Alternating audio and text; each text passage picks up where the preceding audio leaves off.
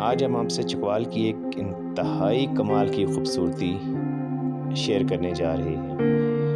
یہ الو یعنی آؤلز کی ایک فیملی ہے جس میں ایک جوڑا اور ایک ان کا بچہ۔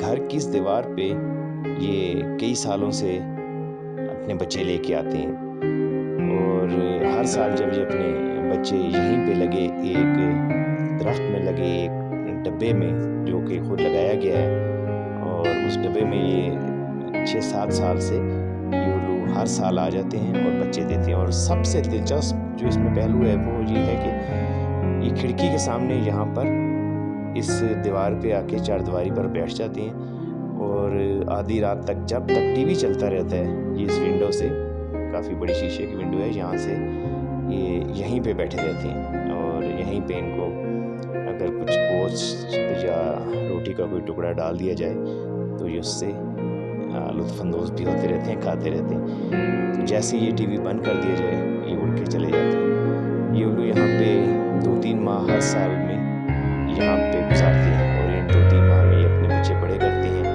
بعض دفعہ ان کے ایک بچہ ہوتا ہے اور بعض دفعہ ایک سے زیادہ۔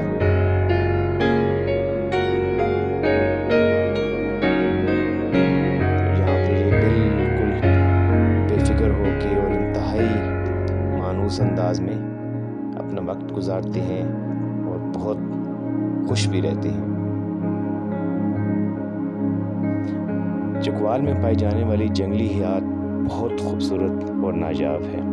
یہ آپ دیکھ رہے ہوں گے، اس طرح ٹی وی چلتا رہتا ہے اور یہ دیکھتے رہتے ہیں۔ اور چکوال کی اسی نایاب جنگلی حیات میں الوؤں کی کچھ اقسام بھی شامل ہیں، جن میں سے ایک آپ نے ابھی یہاں دیکھی۔ امید ہے آپ کو یہ پسند آئی ہوگی۔